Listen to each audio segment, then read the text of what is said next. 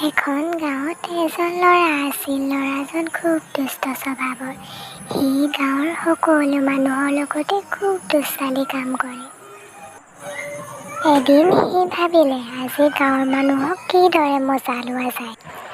তেনেতে সি ঘৰৰ পৰা পথাৰলৈ বুলি গৰু চৰাবলৈ ওলাই গ'ল।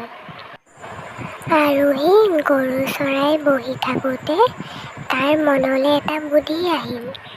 তাৰ বুদ্ধিমতে সি চিঞৰিবলৈ ধৰিলে, বাঘ অ বাঘ, কোন ক'ত আছ, ওলাই আহ, নহ'লে মোক খাব এতিয়া, সোনকালৈ আহ, মোক খাব। আৰু তাৰ মাত শুনি গাঁৱৰ সকলো মানুহ ওলাই আহিল।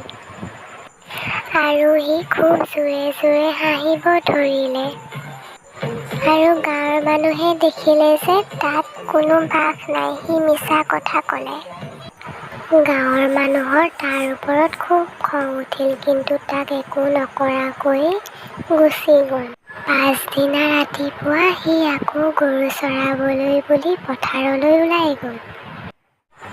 গৰু চৰাই বহি থাকোঁতে দেখিলে যে তাৰ ফালে এটা বাঘ আহি আছে। সি চিঞৰিবলৈ ধৰিলে, বাঘ অ বাঘ, কোন ক'ত আছ, ওলাই আহ, নহ'লে মোক খাব এতিয়া, সোনকালৈ আহ। আৰু তাৰ মাত শুনিও গাঁৱৰ কোনো মানুহ ওলাই নাহিল। ভাবিলে যে সি কালিৰ দৰে আকৌ মিছা কথা কৈছে। আৰু তাক বাঘটোৱে খাই পেলালে।